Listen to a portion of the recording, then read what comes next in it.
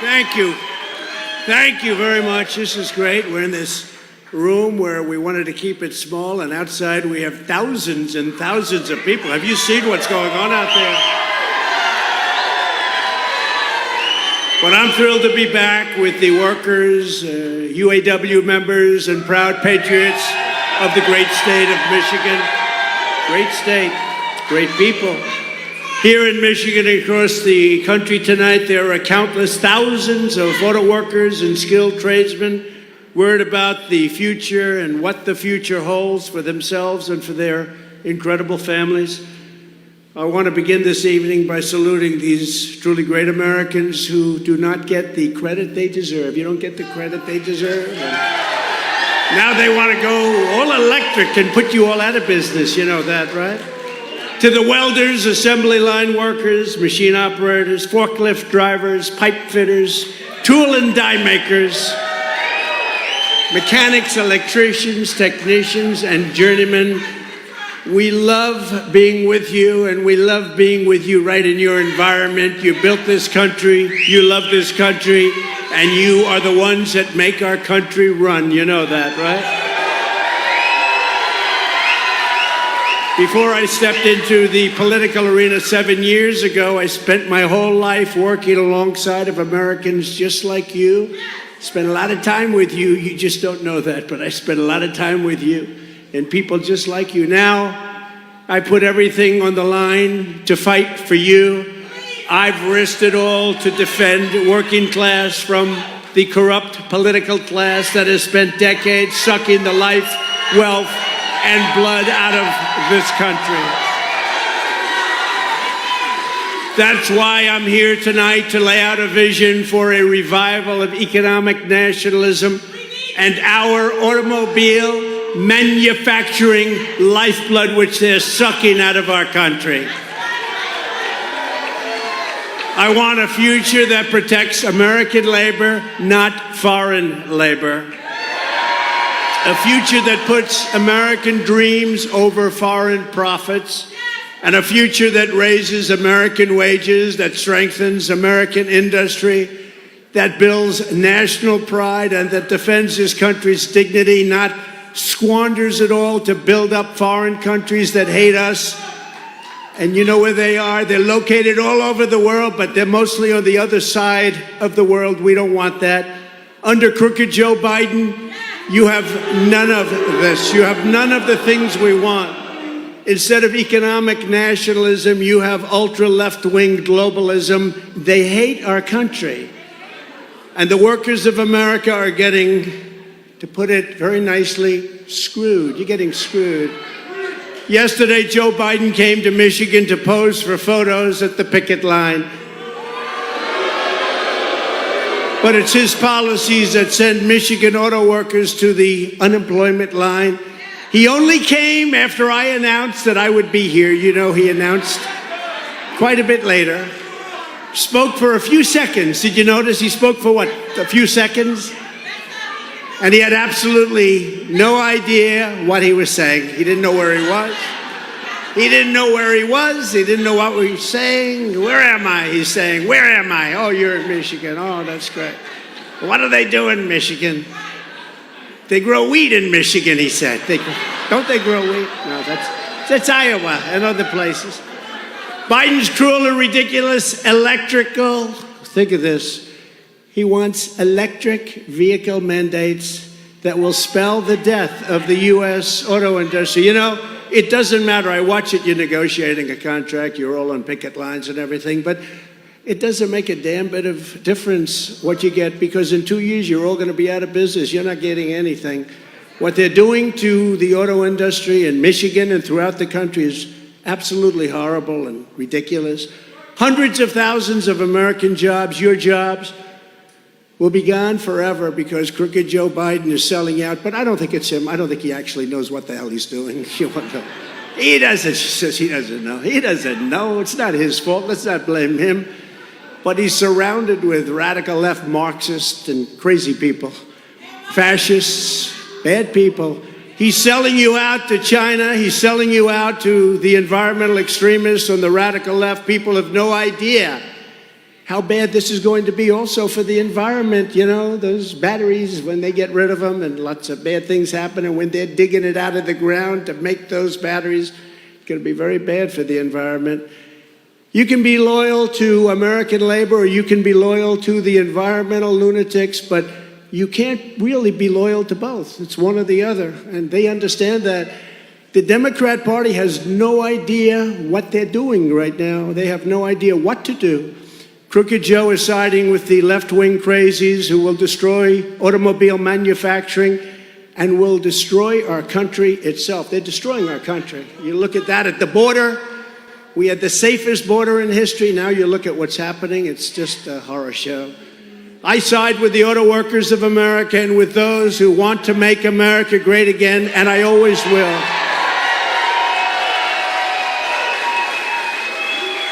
And I don't get one thing. I don't get why Ford and GM, why these car makers aren't fighting to make cars that are going to sell, to make cars that are going to be able to go on long distances. They immediately give up. I see it with the oil companies too. They're promoting windmills, which don't work, by the way, but they don't work. They want windmills all over the place. It's like they're told what to do, and that's what they go against their industry. They're either stupid or they're gutless. But why do they concede so fast? This plant, we just walked through this plant, and the electric vehicles are going to put them out of business. They don't need any of this. The things that you make in Michigan, they don't need any of it. Why is it that these big, powerful car companies with guys that are making $35 million a year immediately quit? They say, you want electric vehicles, we'll give it to you, when the damn things don't go far enough and they're too expensive. And I'm not in that business, but I know a lot about it. They don't go far enough and they're too expensive. A vote for Crooked Joe means the future of the auto industry will be made in China. That's what's going to be. That's where they're made. My pledge to every automaker is this: a vote for President Trump means the future of the automobile will be made in America, where it should be. Made in America.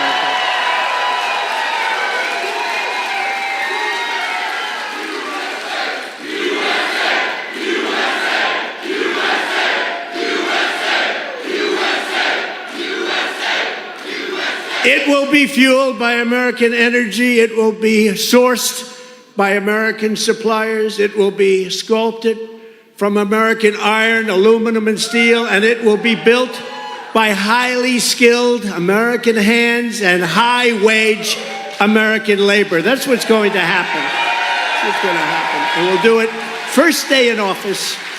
First day in office. It'll be signed out first day in office. What they're doing to our country is horrible. What they're doing to the auto workers of this country just doesn't make sense. I saved American auto manufacturing. You know that in my first term, and I'll save it again. We did great. We did everything to keep those jobs going. We'll save it again in our second term. Unfortunately, that's what we had to do because things happened during the election that you know about, happened right here in this state also.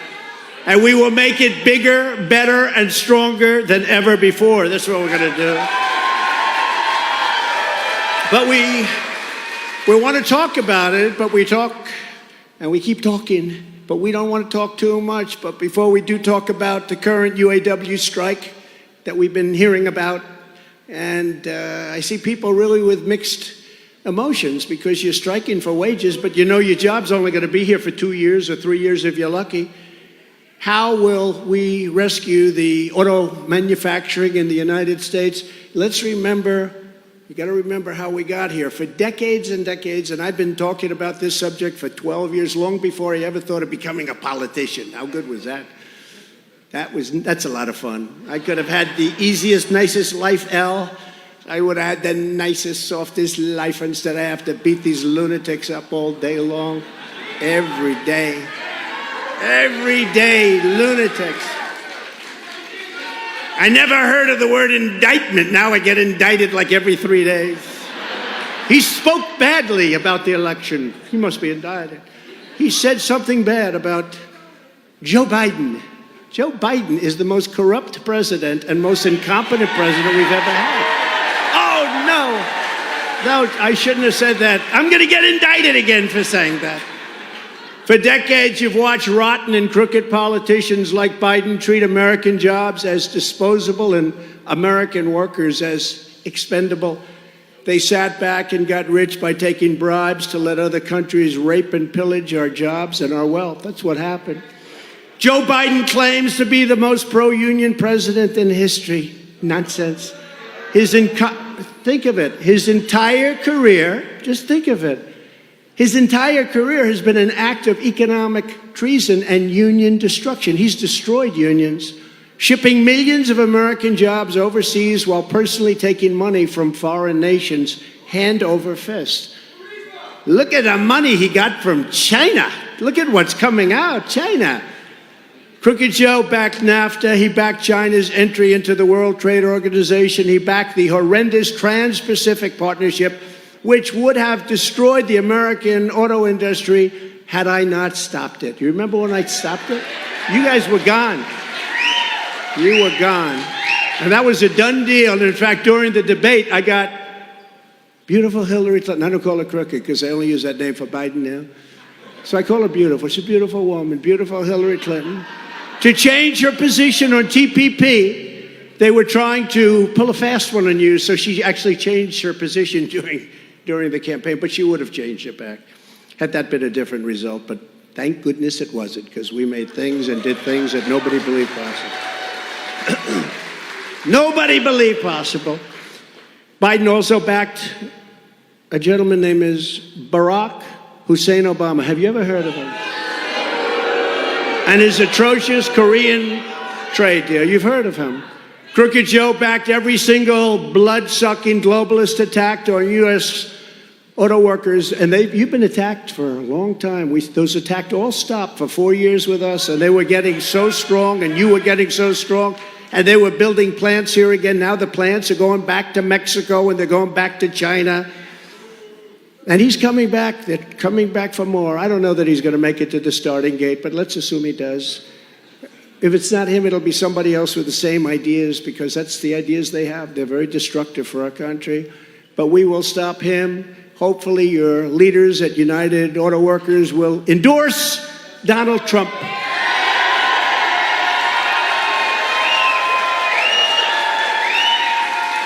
Because, you know, standard history for years and decades and years and years, they always endorse a Democrat. It's almost like an automatic reflex, and there's no reason for it, but it's a habit. It's a bad habit. Hasn't worked because, look, you've lost 38% of your industry over the period of 25 years. Much of it's gone to Mexico. We don't talk about Mexico. Much of it's gone to Mexico. They make plants in Mexico. A friend of mine, a great supporter, but a great gentleman who builds plants. That's what he builds, auto plants. He said to me the other day, you got to see the plants we're building in Mexico. I said, well, how do they compare to the U.S.? He said, not even a contest. And I said, isn't that a shame? You remember what I did? I said, you don't give us protection at our border. I'm going to charge you a tariff of 25%. We want 28,000 soldiers on our border, and we had the safest border in the history of our country. Now we have the worst border in the history of the world, by the way. After NAFTA, the United States lost nearly 4 million manufacturing jobs and almost 1 in 3 auto jobs. Joe Biden voted on that. He gave you that. Nearly 250,000 jobs were destroyed here in Michigan alone, including 40% of all auto jobs. Think of that. In fact, I had to check this number because it's inconceivable. You would think factories. 60,000 factories closed and went overseas. Can you imagine? 60,000. No, who would think that? When I first saw that number, I said, oh, somebody made a typographical error. Maybe it was 600 factories. Could have been 6,000, but that sounded too high. 60,000. And the good news is, if the number was wrong, the fake news will be checking it out. So I have to say, I have to give you the right numbers. Otherwise, the fake news is out there. Crooked Joe and his payday with the Biden family, they raked in millions and millions of dollars. You see what's going on. The news doesn't really report it. Very little news reports it. But it was the men and women who got, every single day, they got up and came back home with grease on their hands, and they were the ones that paid the price. They paid a big, big price. The only time Joe Biden has ever gotten his hands dirty is when he's taking cash from foreign countries, which is quite often, actually. It's quite often. Based on what we're seeing, it's much more often than anyone would have thought. But can you imagine an unannounced raid on his many homes? He would have made Senator Menendez look like a baby, just like a baby. Can you imagine? You know, they gave him 3 weeks' notice. You know, they said, we're going to raid your home over documents. They gave him 3 weeks. Would 3 weeks be enough? So I can imagine. I'd like to see what he cleaned out of there.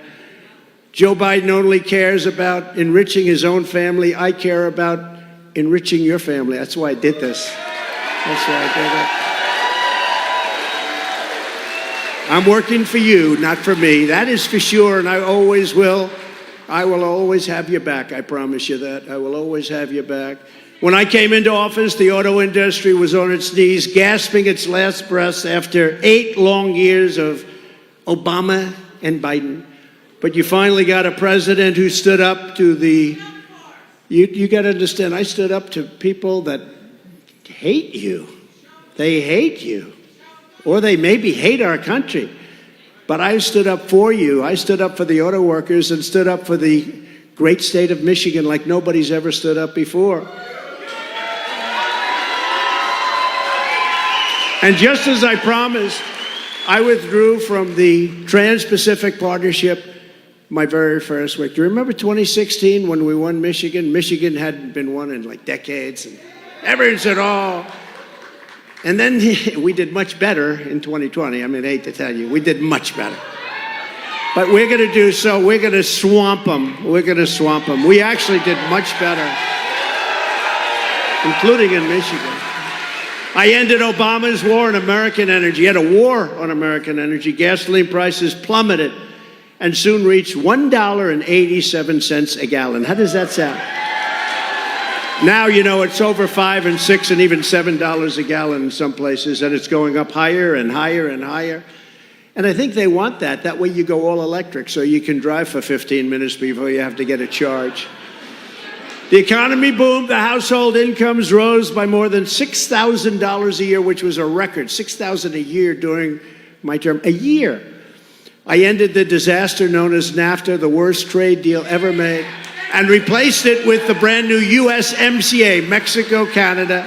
That's the best trade deal ever made, they say, in our country's history. I think the deal we made with China is even better, but unfortunately with COVID, I don't even talk about that one.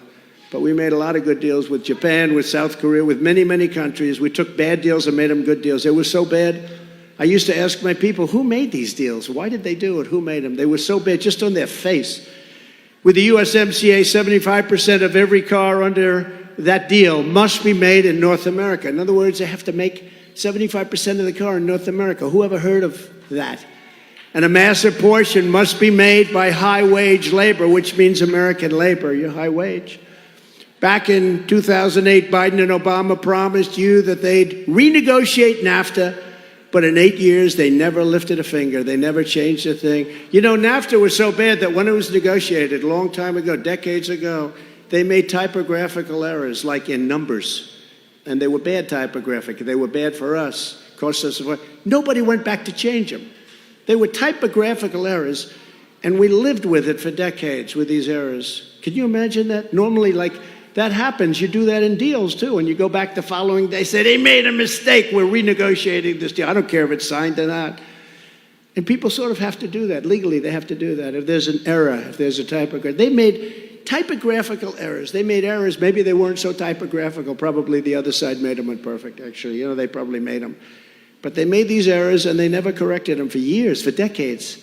But I corrected them. You know how I did it? By terminating it. Terminating the whole damn deal.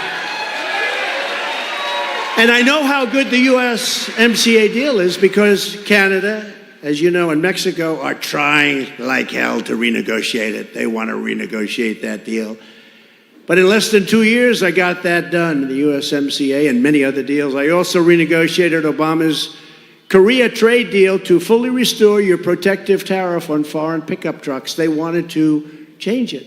The Democrats wanted it to expire, and so did South Korea badly. They didn't want it.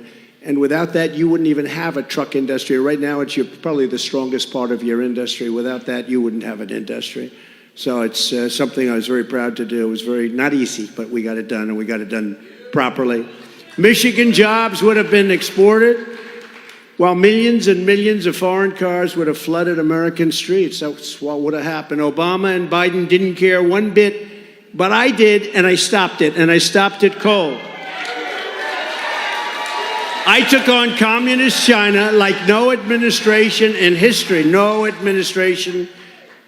history, did what I've done, bringing in hundreds of billions of dollars pouring into our treasury when no other president had gotten literally 10 cents. And I also got $28 billion for our great farmers. You know that, right? Our farmers.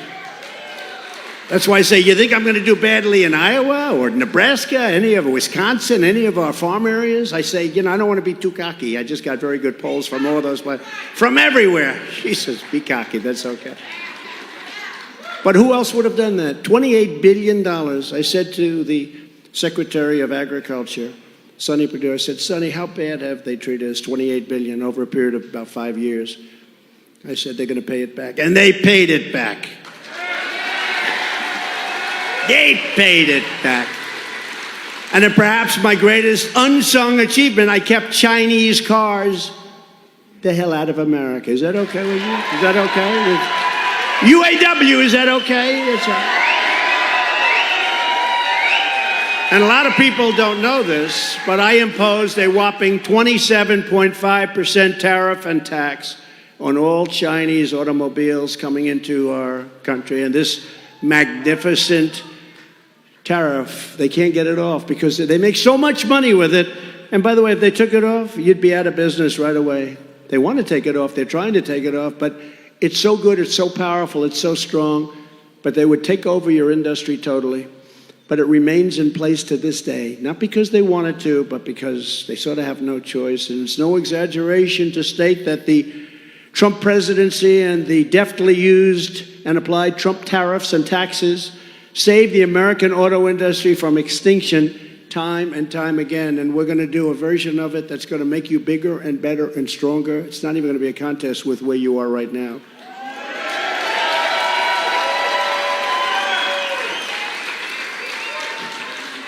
But crooked Joe Biden is back like a wretched old vulture trying to finish off his prey. Can you believe it? I don't know. I just don't know. I see some of these things that are happening. I say, I wonder if he has any idea that this stuff is happening. Biden's job-killing EV mandate has dictated that nearly 70% of all cars sold in the United States must be fully electric less than 10 years from now. Do you believe that? These are built specifically for people that want to take very short trips, okay? Hop in the car, darling, let's drive down to the store and let's drive back. Oh, it's crazy. It's crazy. They say the happiest day when you buy an electric car is the first 10 minutes you're driving it. And then after that, panic sets in because you're worried, where the hell am I going to get a charge to keep this thing going? No. Panic. They get panicked. Despite colossal government subsidies, Ford alone is projecting to lose an astonishing $4.5 billion on electric vehicles. Why are they agreeing to this? That's what I don't understand. Why are they agreeing to it? Why does Ford and GM, why are they all agreeing to this?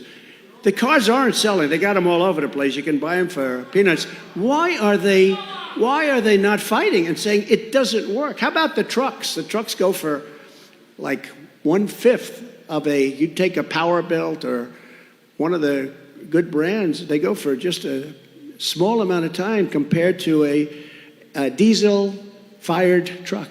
Diesel-fired. You're not even allowed to say the word diesel-fired. Oh, that's bad for the environment. No, bad for the environment is having trucks all over the place that don't go. But on the electric vehicles this year, to comply with the mandate, is 60,000 loss. They're going to lose $60,000 for every car produced. That sounds like a great deal. But honestly, for UAW and for auto workers and for everybody and for the country, it's not sustainable. So they may try and do it, and I don't know, they're trying to do something for the environment. By the way, that's worse for the environment than what we're talking about. Much worse. But think of it. They're going to lose $60,000 a car. So when are they going to come to you and say, listen, we can't do this anymore? They're going to come to your head man, Sean. I've been watching him on television. He's a good man. I think he's a good man. But he's got Actually, he's got to endorse Trump. The one thing I say about a politician. I've known politicians all my life, and then if you would have told me I was going to be a politician someday, I would have said, no way, I don't want to be a politician. But the one thing I know is when you go out and you come out with an idea early, and then you're in an election and you sort of lose that idea, you always come back to that idea. So these people are into the electric thing. They may soften it up a little bit during the election. They're coming back, and they're coming back stronger than ever. It's like Ron DeSanctimonious. He tried to destroy Social Security. Now he's trying to backpedal a little bit. He wanted to bring the minimum age to 70. He wanted to destroy it. He also put a heavy hit on Medicare. What happens is now they back up a little bit, but they always go back to it as soon as the election's over. So you can't go for that. And in the case of Biden, he's coming back to electric vehicles. Now he hasn't even left yet.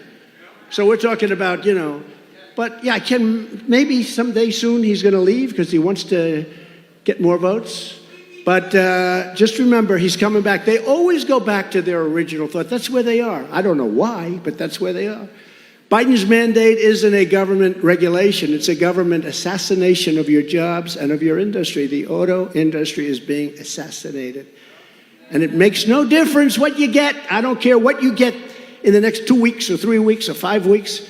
They're going to be closing up, and they're going to be building those cars in China and other places. It's a hit job on Michigan and on Detroit, and that's not sustainable. These numbers are not sustainable. No company can afford to lose $60,000 a car, and it's going to be more than that.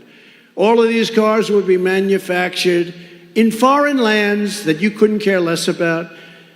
I want choice in schools and in the purchase of an automobile, an SUV or a truck. I want choice for my automobile, for my truck, for my SUV. And I also happen to want choice for schools. Do we agree with that choice?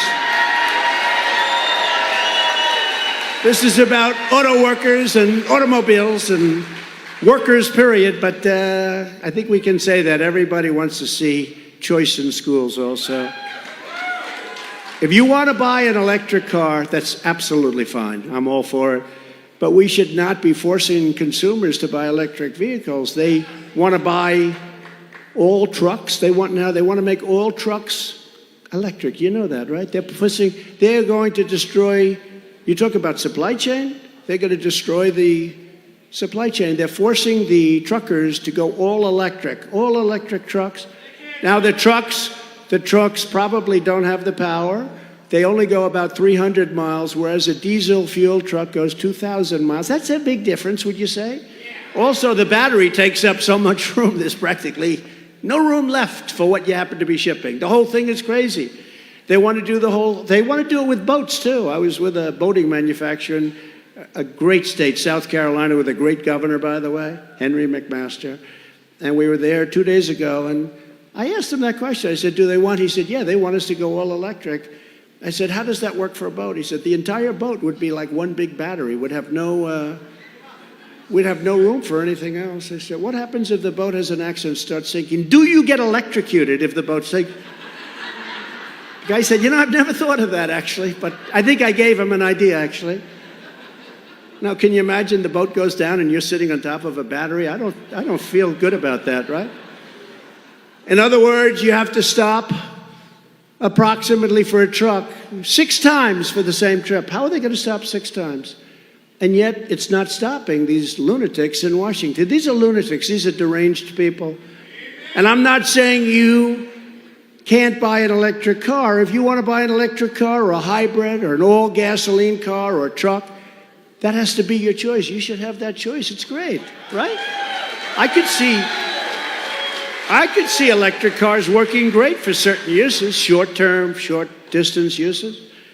We have unlimited gasoline. Remember that. We have unlimited. China doesn't. We have unlimited gasoline. For 500 years, we have gasoline, more than any other country in the world. Can you imagine? A few years ago, we were energy independent. Now we're begging countries to give us gasoline. Can you imagine? No, can you even imagine? And we had the best, the lightest, the sweetest. We have the best stuff. Now we're getting it. We're taking tar.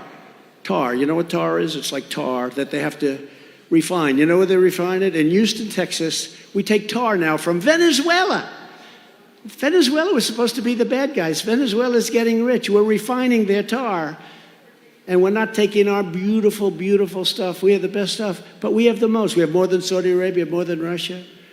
We were energy independent, and we were going to make our fortune, and we were going to sell it to Europe. We were going to pay off our debt. We were going to lower taxes still further. It's amazing. And then these people came in, and they have no clue, or they have a clue, which is even more dangerous in a certain way. Right now, electric cars don't go far enough, and they're just far, far too expensive, and people aren't going to be able to afford them. And the cost of operation is also much more. This is their option, though, if they want them. It's their option, and it's an option that some people will take, and I am all for them, but I will not allow, under any circumstances, the American automobile industry to die. I want it to thrive, and to thrive like never before.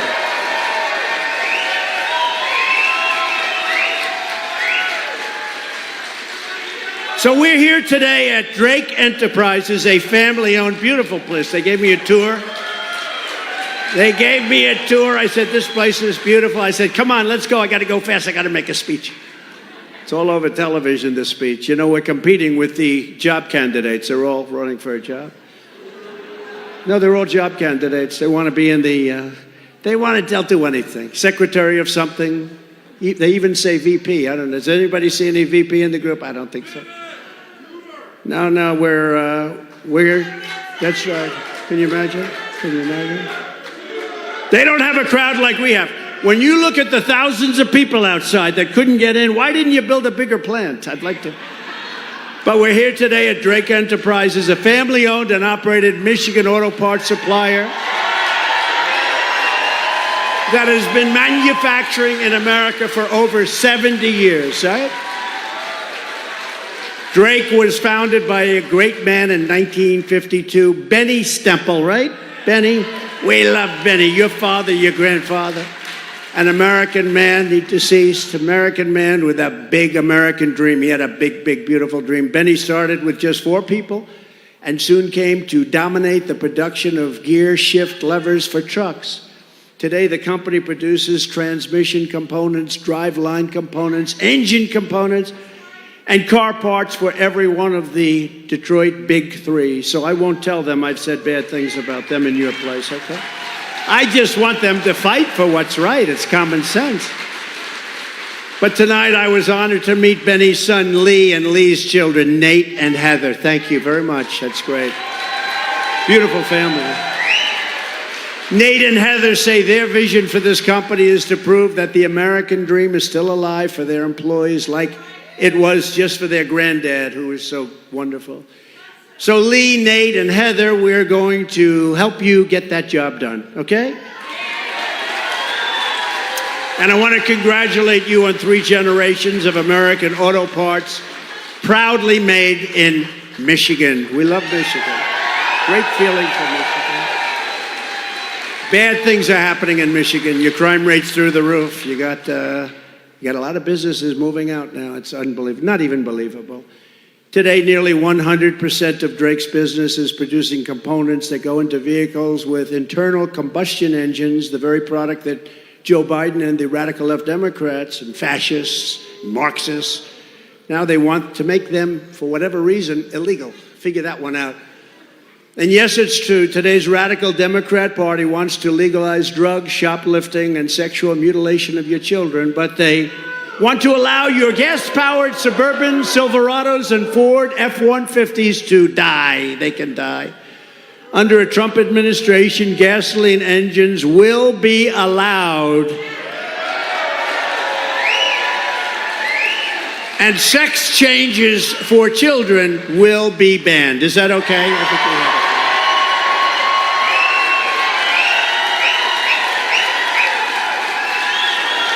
Can you believe it? Mutilization. You know, if you said 10 years ago, 15 years ago, we will stop the mutilization of children, somebody would say, what the hell is he talking about? Today, you have to say it because that's what they're doing. Mutilization of children without parent consent. The whole thing is insane. The country has gone insane. You know, a lot of it, they say, you're very conservative. I say, no, I'm a person of common sense. It's not conservative. It's common sense. We want to have a border. We want to have good voting. We want to have same-day voting with all paper ballots. And we want to have a thing called voter ID. Why do the Democrats not want voter ID? Because they want to cheat. We want to have voter ID.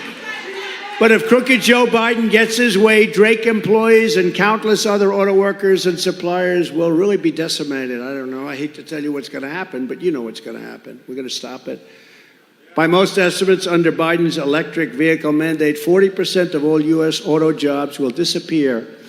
Think of this, in 1 or 2 years. Think 1 or 2 years. That's what you have to be talking about, not you're going to get X dollars an hour. It doesn't matter what the hell you're getting an hour. Do me a favor. Just get your union guys, your leaders, to endorse me. Okay? And I'll take care of the rest.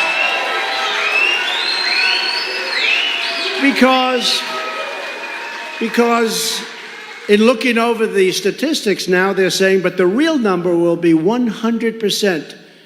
Because under Biden's mandate, the entire car industry will be packed up and shipped to China, which controls over 80% of the supply chain for electric vehicle batteries. They control the whole thing.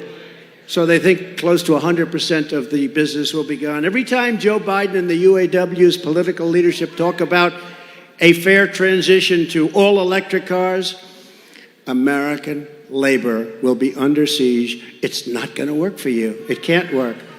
And I learned a lot today with this great family. I tell you, they said, you know, it just won't work. They don't need anything that you have right here in Michigan, and they have beautiful product. There's no such thing as a fair transition to the end of your way of life. You're going to lose your beautiful way of life. For auto workers, Biden's forced transition is a transition to hell. It's a transition to hell. It's a transition to unemployment and to inflation without end. The inflation that you have now, we didn't have inflation. We had the greatest economy in the history of our country. You know that because you went 4 years like you've never had in your history, in the history of Michigan.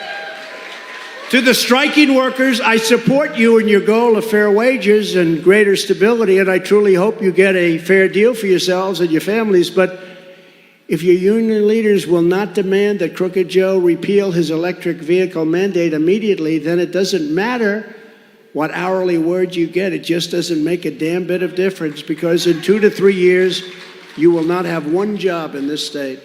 And you've seen it happen before. You've seen what happened where massive percentages of your industry went to other countries like Mexico, like China, like South Korea, like Japan.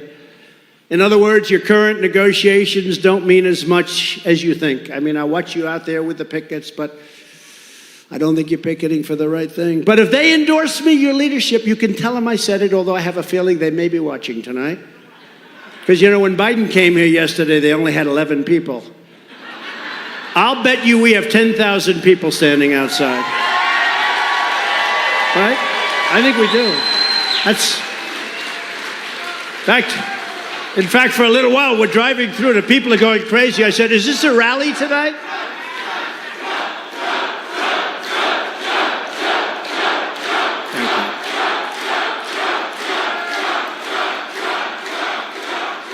No, but I said, is this a rally? We're driving through thousands and thousands of people.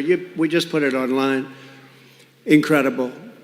The great Dan Scavino put it online. Where's Dan Scavino? The great Dan Scavino. He gets everything. He sees what's going on. Thank you, Dan. Where is he? One of the greats of all time, most powerful men in politics. He controls the internet. The great Dan Scavino. Get over here for the cameras, Dan. Get over here.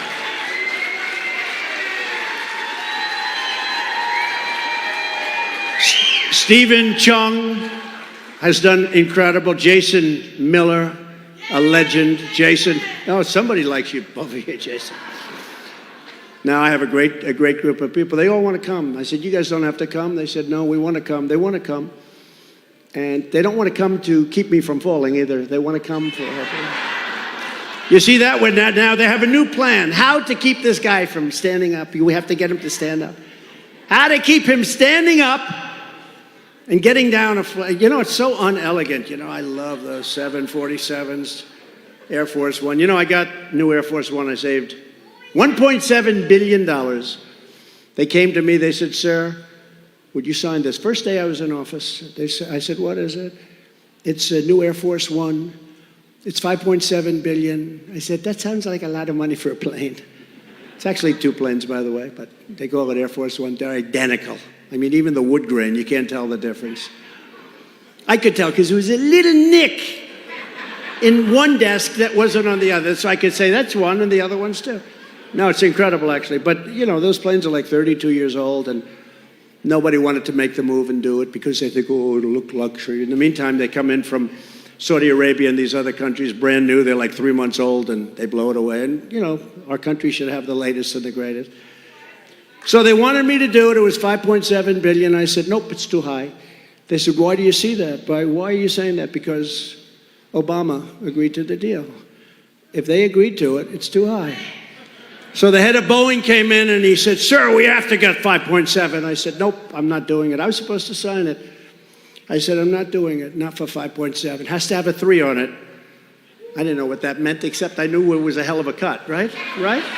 Right, Al?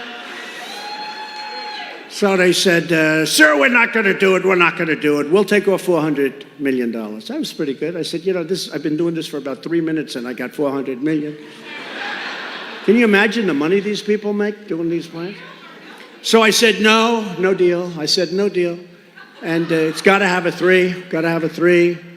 And I held out, and they called up 2 weeks later. I said, what do they want? And they were calling, they said, sir, we're going to take another $300 million, that's $700 million off. And I haven't done anything. Probably worked for about 2.5 minutes, and I got 700. And I just said no, and I sort of forgot about it. A month and a half later, they called me up. Sir, we'll do it for $3,999,999,999.99, right? And I said, you have yourself a deal. So I saved $1.7 billion on that plane. I was very proud of it. Does anybody give me credit for that? No. Does the fake news call me and say, what a wonderful thing you did? No. That's okay. That's okay. But your leadership should endorse me, and I will not say a bad thing about them again, and they will have done their job. They will have done a proper job. In fact, if they endorse me, they will have the easiest labor leadership job anywhere in the country. They just have to sit back and watch as our auto industry reignites and booms. That's what's good. They don't even have... Right? I mean, how can they go with this guy? Can't find his way off a stage. I'm looking at these, you know, I always sort of look at stages now. I get a little, because I say, you know, how the hell do you not find your way? So every once in a while, I'll be in the middle of the speech, I'll look, stairs there, stairs there. And I say, how the hell does it work that you can't find your way off a stage? How does that work? But he can't. Joe Biden is surrendering our auto industry to China, just like he surrendered our borders to the cartels and he surrendered Afghanistan in the most embarrassing week, day, time period in the history of our country. He surrendered to the Taliban, took the military out first. You don't take the military, you take the military out last. So tell your UAW leadership, no problems with them, but they have to endorse Trump, because if they don't, all they're doing is committing suicide.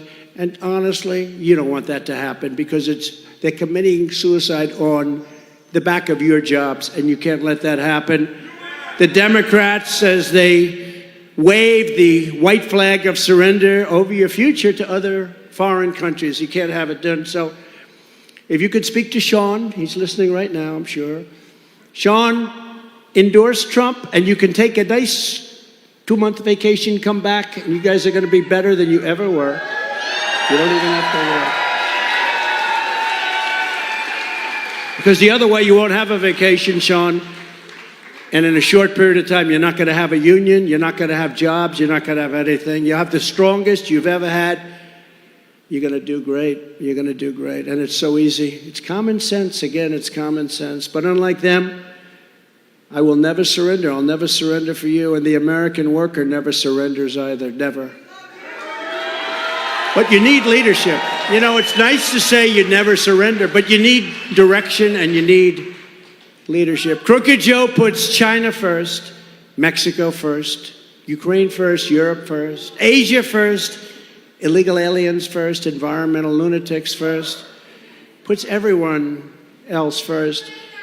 But he puts America last, he puts our workers last, he puts the UAW last, he puts our industries last, he puts your families last, he puts everything, he does put your children last, yeah. When you think of it, they should be at the top of your list. Thank you very much, I'm going to use that. Do you mind if I use that from now on? Who said that? That was very good. He puts your children last. That's going at the top of my list.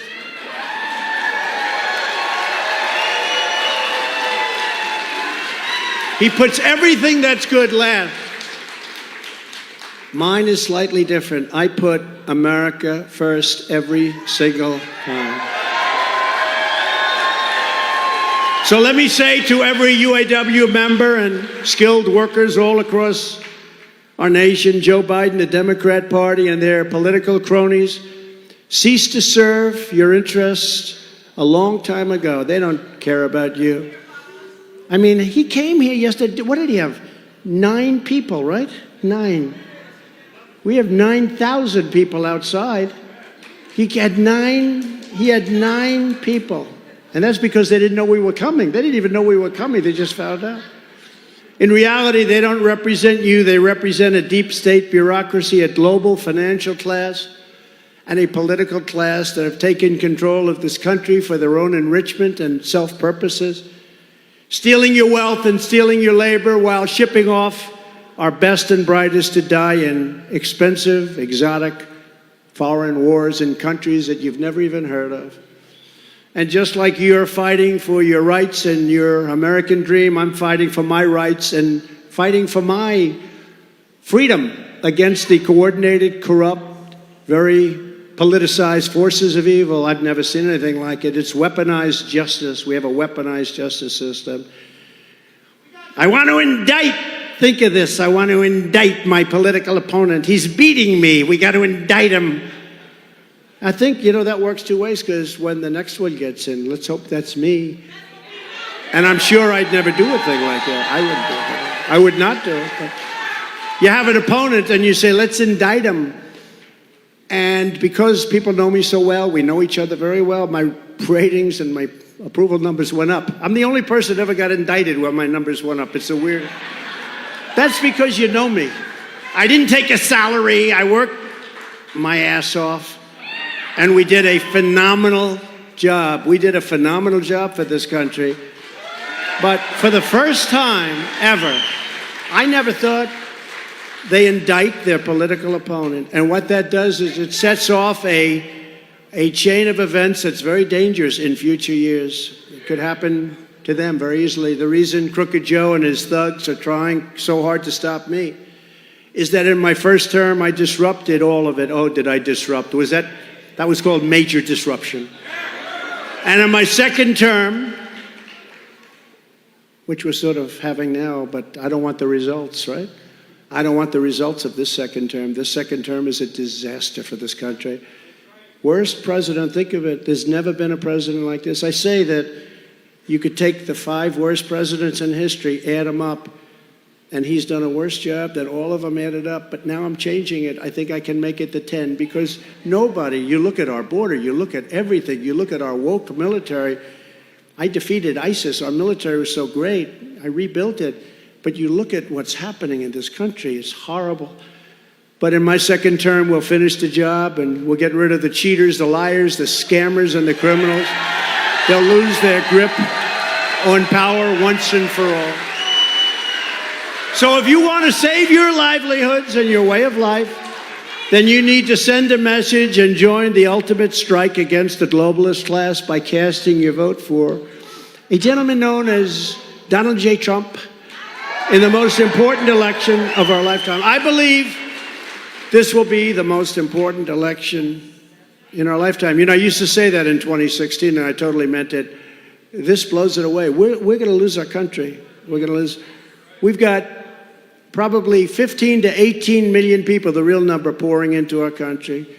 We have a disaster in Ukraine that would have never happened. We have a potential disaster with Taiwan, China, that would have never happened if it happens. But boy, they are circling, I'll tell you. They want it so badly. And they saw what happened in Afghanistan. They saw what happened with the Taliban. And they say the people they have there now are grossly incompetent. Putin would have never done it.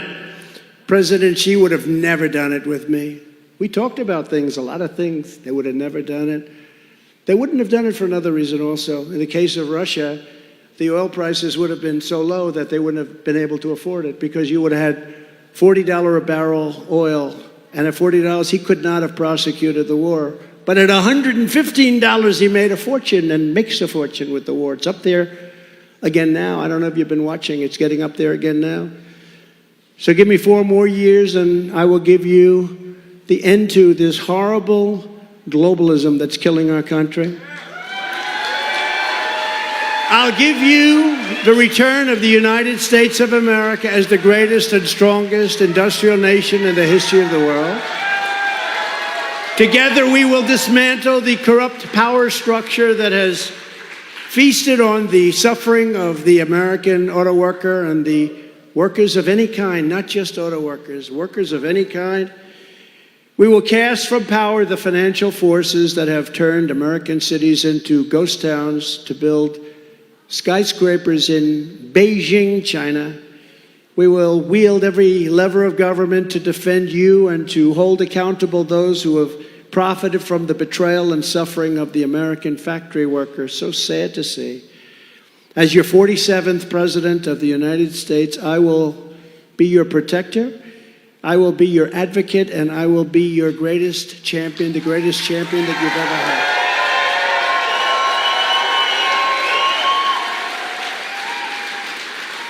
On day one, I will terminate Joe Biden's electric vehicle mandate, and I will cancel every job-killing regulation that is crushing American auto workers.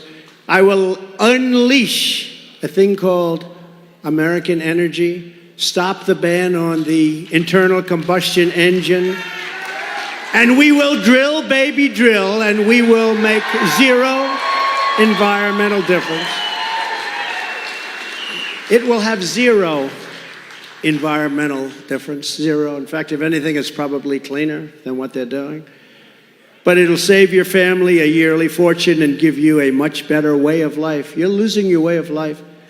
I will then go to every foreign country where we're paying billions and billions of dollars for their military defense, as I was doing before, and tell them that if they do not massively increase their purchases of Ford, Chevys, GMs, and Jeeps, our troops are packing up and we're coming home. You got to buy our products. You got to buy our products.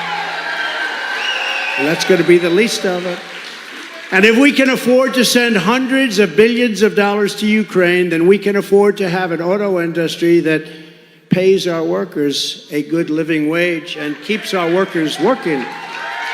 Having a vibrant car industry is far more important than almost anything we can do for a very important thing called national security. We need a rebirth of loyalty in this country. To that end, we will bring back a very beautiful word, protection, financial protection. You're going to be protected financially while we still have the power to do it. You know, there's a run on our currency. They want to take away our currency standards. If that happens, that's the worst thing to happen maybe in our country's history. It'll put us in a much different position. But take a look at what's happening. Countries are leaving our standard.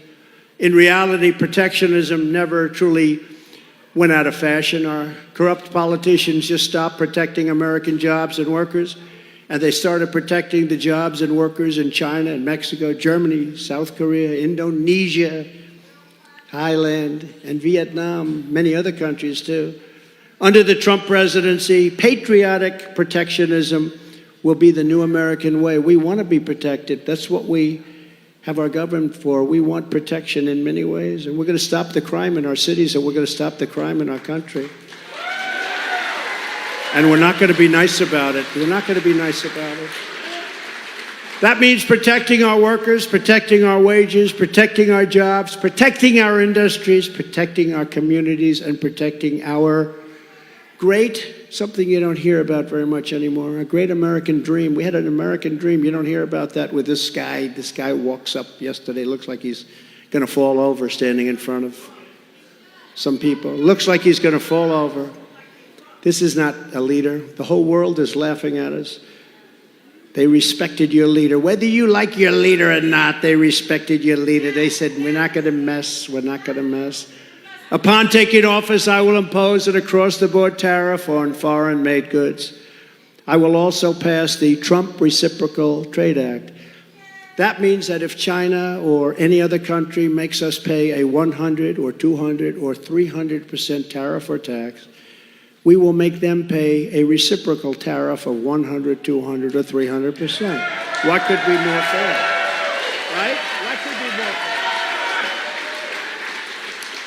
I will revoke China's most favored nation. Can you believe they have a most favored nation status? Because they say we are a developing nation. Well, we're a developing nation too. When you look at our cities, we're developing.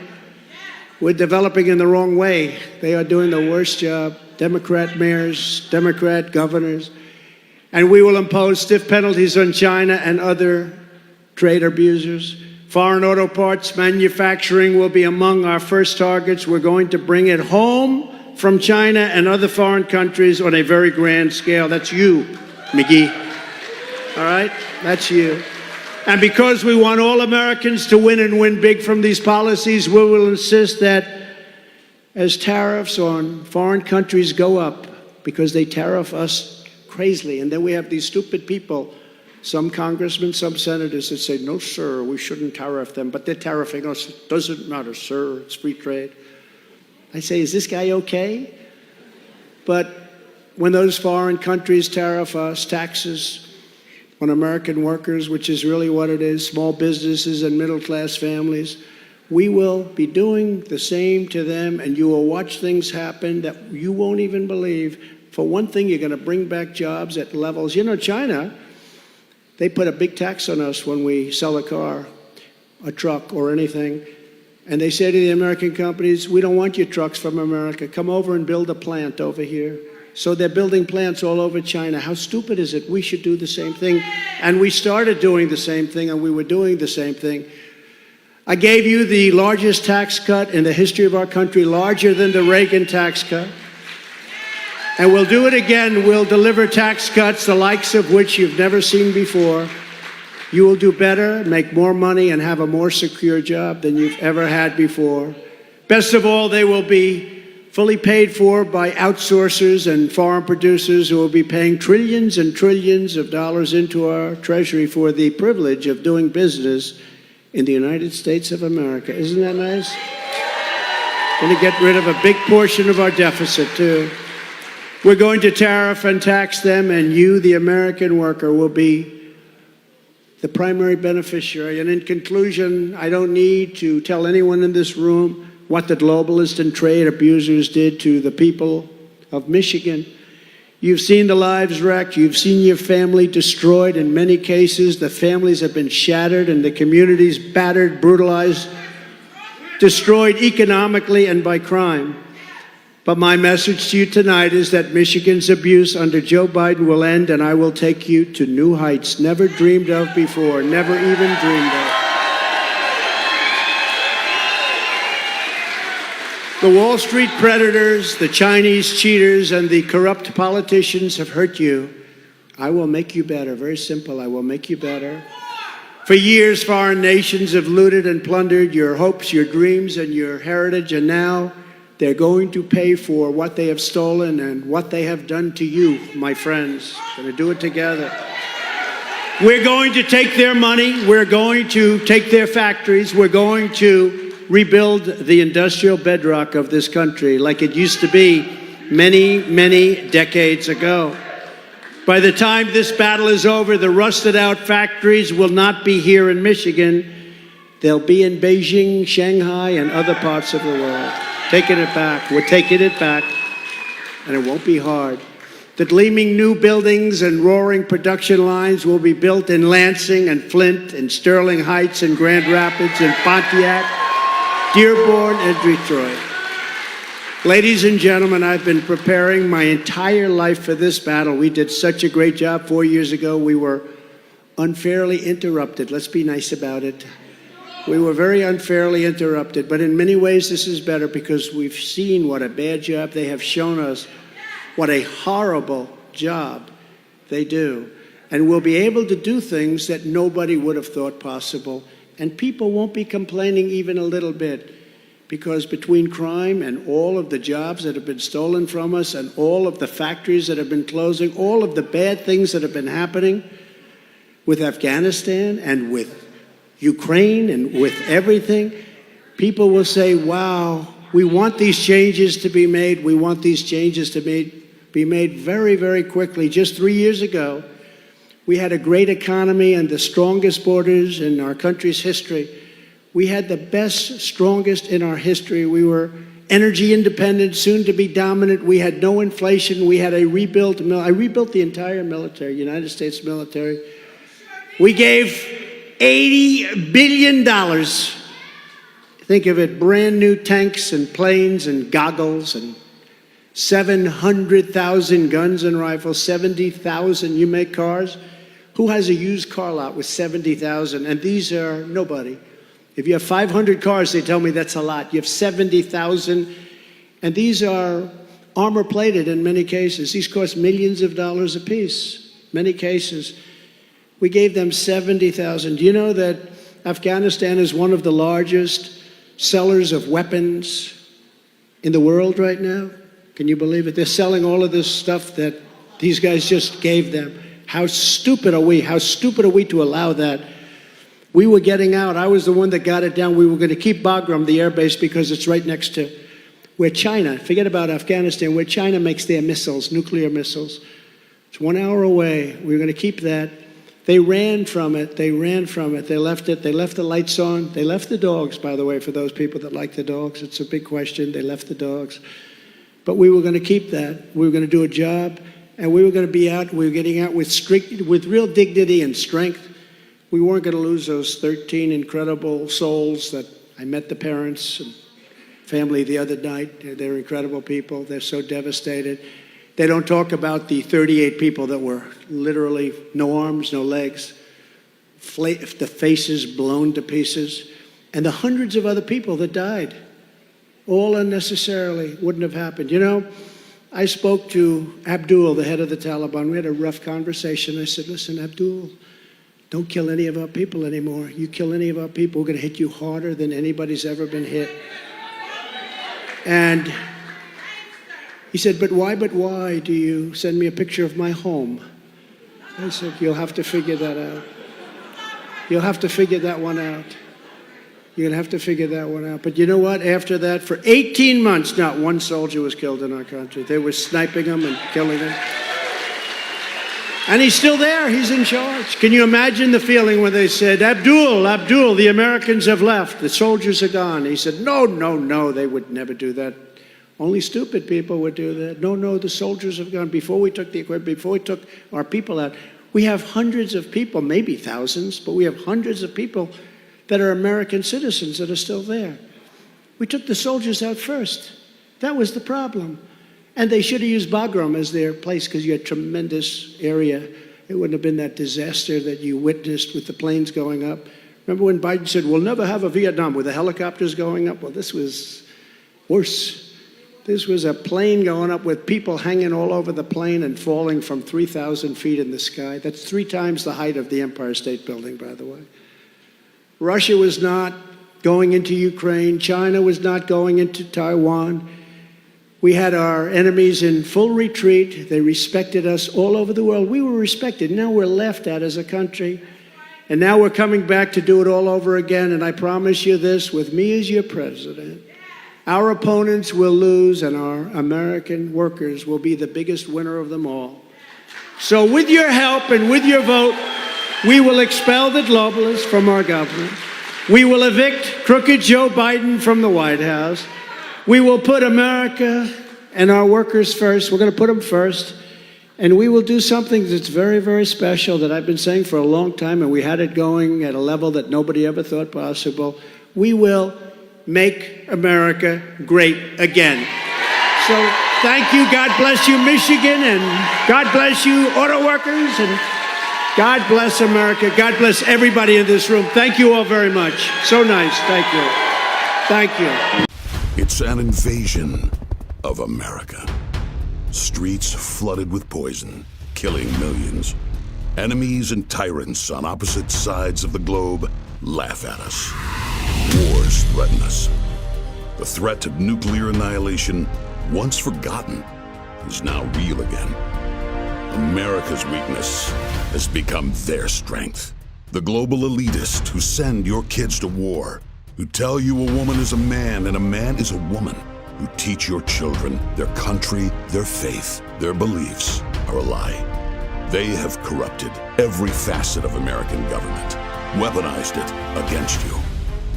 While they watch our cities burn and violent crime skyrocket, you and your families pay the price. Out of control inflation, an economy wrecked, a nation in decline.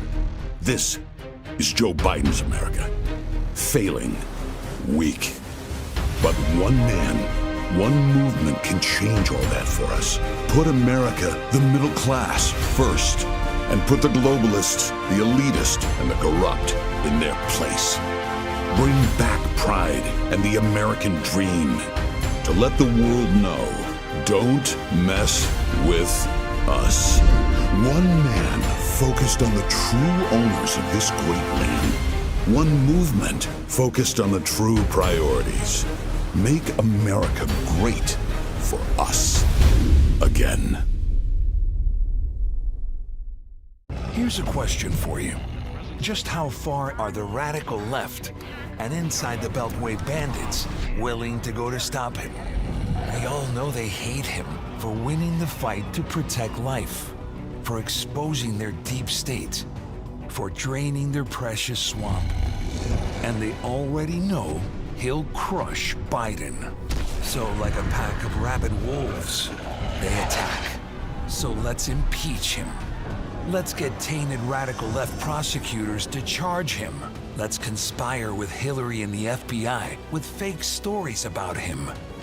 All to distract from Biden's incompetence, weakness, and money-grabbing corruption.